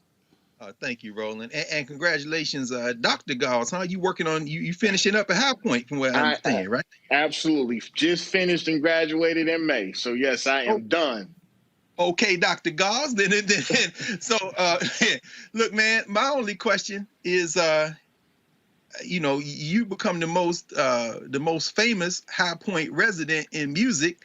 I suppose, can you let the rest of the world know who the only other musician we might know out of High Point, North Carolina, for the rest Let of me us? tell you what, none other than the infamous Fantasia Barrino, and she's actually a graduate of T. Wingate Andrews High School. Oh, brother. That's the school you at, right? That's where I'm at. And how long you been principal? I've been principal there for 4 years. Got it. Oh, see, now you know who I was thinking about. I forgot about Fantasia. I'm thinking about John Coltrane, brother. That's exactly who you talking about. But I had to give my T. Wingate Andrews plug now. Yes, you did. Hey, man, congratulations, Doc. That's beautiful, man. Appreciate it, man. Thank y'all. Georgia? Well, first of all, thank you for sending off students that way. It was so beautiful to think about that song to students, and it's so powerful to see you use your position with them to send them off well. What is the importance of having Black educators? I think that in some communities, we don't have enough of them. Especially Black male. Have you seen... Yeah. How have you seen having Black educators impact students? So I'll actually use my own child as an example. He has more or less had his first Black male teacher this school year, and when I tell you that he's been able to check him real quick, like in our own little special way. And so the school that I work, T. Andrews, is a school that's predominantly Black. And so the educators there know exactly, we have our own dialogue, we have our own communication, honestly, as a culture. And I think that it's important for them to be able to see us in other positions. And there's nothing wrong with people earning a living as custodians and classified employees. But I think it sends a very powerful message when they have Black educators and teachers and administrators that are leading their schools. And so I stand behind that because I think that that's something that will be impactful for them forever. It allows them to be themselves. Reese. Dr. Gauze, I love that you're showing that educators and principals can be multifaceted. They don't have to be pigeonholed into these super serious roles. My question for you is, and we won't probably know this person, but is there another educator in your school, I think you said it was a tradition, right, that you think could give you a run for your money in a viral clip in terms of their singing voice, or you like to duet with? And then you also said that the student chose the song for you. Is there another song that maybe if you got an encore, you would do that song? Well, I will tell you, I'll answer your first one. There are a couple of really talented individuals that can probably sing me under the bus that work in my building. And so, yes, I'm definitely going to give them their shout outs. Like, I don't want any. I don't want any problems. But there were a couple of other songs that we considered. One of them was Love, and just simply what the world needs now is love, sweet love. And that song was one of the ones that we thought about. And then the other one was John Legend's rendition of Bridge Over Troubled Water. So I went back and forth with these songs, but again, the only way we decided was just to let our valedictorian pick the song, and I would probably do Bridge Over Troubled Water, or What the World Needs Now is Love, Sweet Love. Well, since you picked one of the three, look, you're gonna have to sing one of them two right now. So like your parents said, go on up there and sing that song, boy.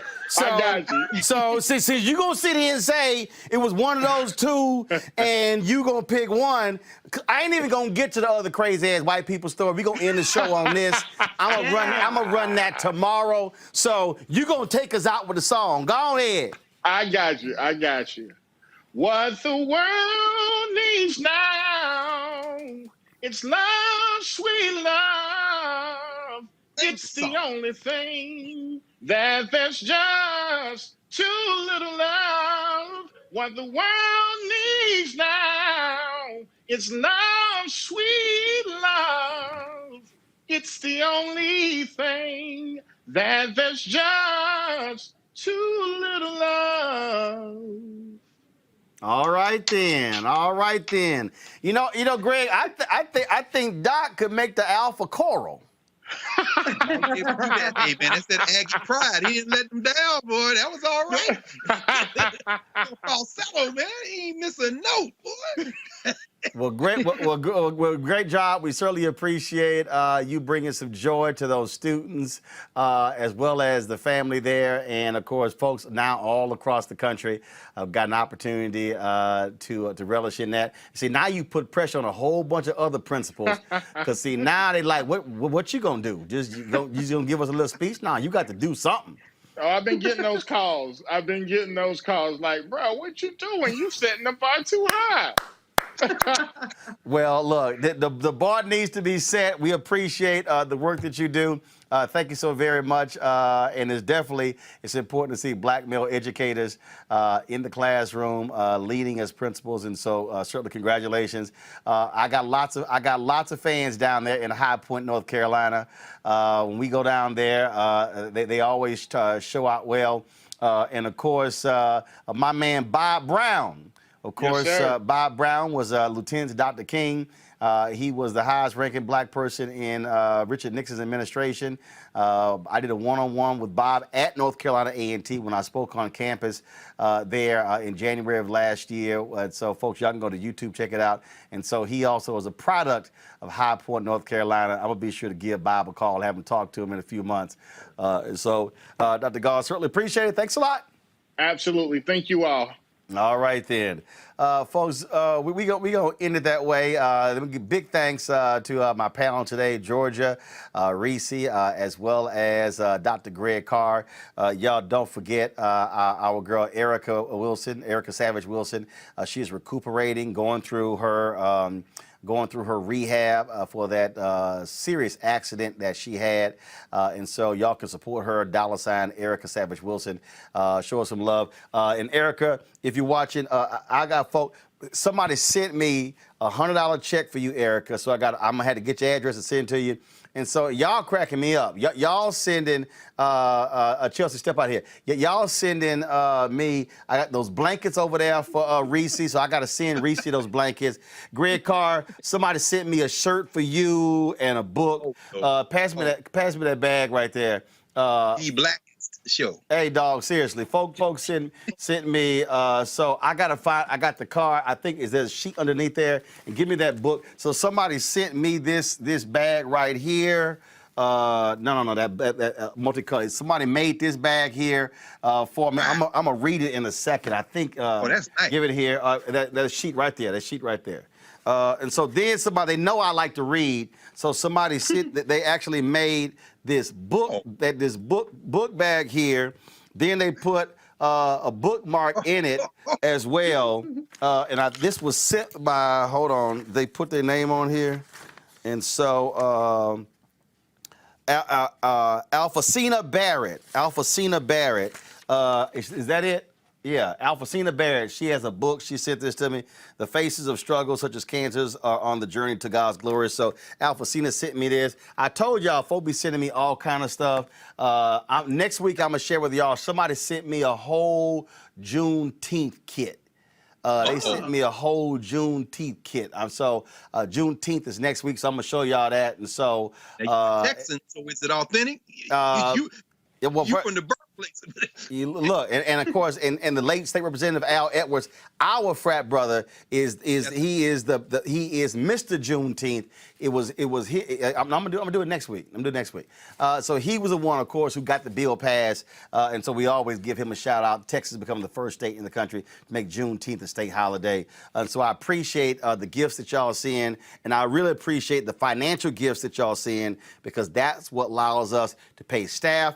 We're moving into a new office. Man, I'm telling y'all, it's off the chain. It's off the chain in terms of where we're going. Y'all can support us, Cash App, which is $RM Unfiltered, PayPal.me/R Martin Unfiltered. You got Venmo.com/RM Unfiltered. Zelle is Roland at RolandSMartin.com. You can also Roland at RolandMartinUnfiltered.com. And so y'all can hit us there. Again, mailing address only for a short time is 1625 K Street Northwest. K Street Northwest, Suite 400, Washington, D.C., 2006. And so you know what? I'm gonna do this here. I wasn't gonna do it, but now I wasn't gonna do it until I got the keys. Until I got the keys. Well, I had opportunity to get the keys. So lease is signed. We're in. All these things are happening. And so what I want to do is I'm trying to see, wrong one. I'm going to send it this one right here. So give me a sec. So I'm going to go ahead and do this here. While we're talking, y'all going to get the first glimpse of our new office space. And I'm telling you, I've already gotten our black folks who will be building the set, who are lighting, building out our whole control room. We're going to so y'all get the first glimpse of this. So just give me a second. Let me pull this up here. I have not shown this publicly, but this is, so I'm gonna just talk over it in terms of our spot here and what our new office space is gonna look like. We're gonna be able there, y'all, to do stuff there, do our cooking segments in that large kitchen space. And then you saw, matter of fact, I'm just gonna bring it back. I shot it a little quick there. Let me bring it back so you can actually see it. So we're gonna be able, like, we got chefs, so we're gonna be able to shoot stuff right there in that kitchen. You're gonna be able to see that. Then we're gonna have, like right now, we really appreciate it. We're 50 can. We lease this space here, but we're sort of landlocked, only having just this set right here. Only just sort of having just this one set. But we're gonna have an opportunity to do more, and I'm just gonna advance this a little bit. Just give me a second, and so y'all are gonna be able to see us going down. So this will be that's where we have offices that are gonna be down there. where our staff will be able to do our editing and things along those lines. And I told y'all, I don't front. Look, I'm gonna show y'all how y'all money is being spent. Other folk who've asked y'all for money don't do that. I'm showing you. That's gonna be where we're gonna have our equipment room. We got more offices, and I can't, man, y'all gonna be blown away. This is the open space right there. Y'all see that? So where they're standing over there, that's where we're gonna actually have our green screen. We're gonna have our 3-wall video wall right there where our set, where that television is. And then where you see all those other chairs down there, we're gonna basically have a talk show type setup. So when we have our panel back, they're gonna be in that seated space. You're gonna see this in a second. You're gonna see it in a second. Those are more offices. And again, we're right on Black Lives Matter Plaza. That's gonna be, that furniture's moved out. We're gonna have new furniture. That's gonna be our talk show set. We're gonna have anywhere from 7 to 8 people who are in there. We're gonna have, then where you see in that far left-hand corner, we're gonna have our green screen over there as well. And then of course, in that big conference room is gonna be our production facility. And so, trust me, we're having a whole walls. You see, I'm talking right now how I want a wall set to be built. So that's being built by a black set builder. On that wall, y'all gonna see, we're gonna have black art. I'm gonna have a piece from Dr. King, Harry Belafonte. I'm trying to get this Nina Simone piece. We're gonna have other pieces on there as well. Our control room is gonna be in that room as well. So we will be live from our new location July 5th. July 5th. We will be moving in, and so I told y'all what we are doing, and so I share with you how we spend our resources, and so when I ask y'all to give, you get to see what your money is going for, and so we're gonna have 4 different set looks in one place. We're gonna have that where that video wall is. We're gonna actually have add 2 85-inch televisions to have a video wall there. That's where the set is gonna go. We're gonna be able to have the middle of the room. Not only that, the spacing in there will accommodate, and trust me, I will be doing it. We can put probably 50 chairs in there to actually have a live audience. Wow. That's what we are doing, folks. And so we want y'all to support us, what we do. That's why we're asking if we get 20,000 of our fans to give $50 each over the course of a year, that's $1 million. Our OTT channels, y'all, are being built. They will be launching next month. I told y'all that was $156,000.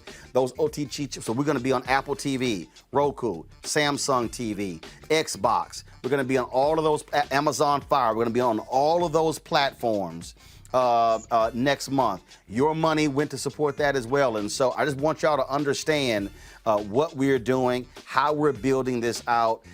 And so the OTT channel is one thing, the office space. But I got another announcement. I'm not gonna tell you today though. But it's gonna blow. What? I'm telling you, y'all are going. I'm just letting y'all know it's gonna blow y'all away. I'm just letting y'all know it's gonna blow y'all away. I'm just letting y'all know. Y'all gonna be like, damn, I know he didn't. The anticipation. Y'all gonna be like, I know he didn't. That's why, I need everybody to understand, that's why I don't sweat haters. How about that? Because the Bible said he will prepare a table in the presence of thy enemies. Haters, go on back, Henry. Haters, look at that. Haters, all y'all who said we were gonna fail, that's what we move into at the end of the month. I just want y'all. Congratulations, bro. Congratulations, brother. People don't have a way of judging that if they haven't compared. When we would come down to do News One Now with you, you were in the same studio where Morning Joe, all the MSNBC, and we were landlocked. We had one set. We couldn't move. We couldn't stand up. We had no flexibility. So I'm gonna be able to have 4 different set looks in that one space, and I'm just gonna give y'all one more. It's gonna blow y'all away. It's gonna blow y'all. Let me leave it right there. So I'm gonna give you this because y'all, I visualize this. So you see the set piece we have here. Here, and take a shot of the set piece. So y'all see this Leroy Campbell art that's down here on the set. Y'all see my man Leroy Campbell put this on canvas, and you see the art piece down here. So you see those rich, vibrant colors. This is gonna stay with us. If y'all see the desk, y'all don't worry about it. We literally are packing. Okay, you see all those rich colors. Now go back to the video, Henry. When we go live, all of those glass offices are gonna be lit with different colored LED lights. And so when we go live, you're gonna have all of that color as a backdrop when we are having that shot. So again, and yes, and somebody said black art for the win. Yes, all throughout that space, you see those two pillars right there? There will be black artists, their work on those pillars. And so all throughout the space. So just like with Bill Cosby, when you watch the Cosby Show and how he integrated black art into the show, it's exactly what will be happening with our new offices, Roland Martin Unfiltered. So I just want to give y'all that sneak peek. Nobody else, I have not posted on social media. I have not posted anywhere. Y'all just got the first look of what our new office space is going to be. I can't wait for us to move in. So please support us with your dollars. If you can't give 50 less, that's fine. We appreciate even $1. I told y'all one brother was watching. He didn't like YouTube was buffering. He sent us $5,000 that day. And so I appreciate his $5,000 the same way I appreciate that $1. And that's why we're not gonna do a subscription fee, because we wanna have this show accessible to everybody. That's why your donations are important, so I don't have to do a $4.99 subscription fee in order to pay for the show. I wanna make it open and accessible to everybody. And so again, Cash App, $RM Unfiltered, PayPal.me/R Martin Unfiltered, Venmo.com is /RM Unfiltered, Zelle is Roland@RolandSMartin.com, Roland@RolandMartinUnfiltered.com. If you're on YouTube and Facebook, please hit the like button. That's important because that allows us to rise in the algorithm and more people to be recommended. So please do that. Share our videos. Folks, that's it. And also, today is actually the actual 54th anniversary of my parents, June 10th. And so Reginald Imelda, I had them on the show Friday, but I want to give them a shout out. Love them dearly. And so happy anniversary. We don't see that many folk doing 50ths. And so we always got to celebrate that. And so, folks, I appreciate it. Reese, you going to say something? Yeah, I just wanted to send my love from all of us to Amisha Cross. You know, she's been filling in for Erica. She took the day off today because she's mourning the anniversary of her brother's death. And so, you know, she's here. She's done such an amazing job filling in for Erica. So I just wanted her to know Erica's our family. She's our family as well. And our heart and our love goes to you today. All right. Appreciate that. Appreciate that. Folks, I will see y'all tomorrow right here on Roland Martin Unfiltered. Y'all know this is the blackest show. Y'all know that. Y'all know ain't them other black targeted networks and them other y'all ain't. If y'all want the real deal, Unfiltered, right here. I'll see y'all tomorrow.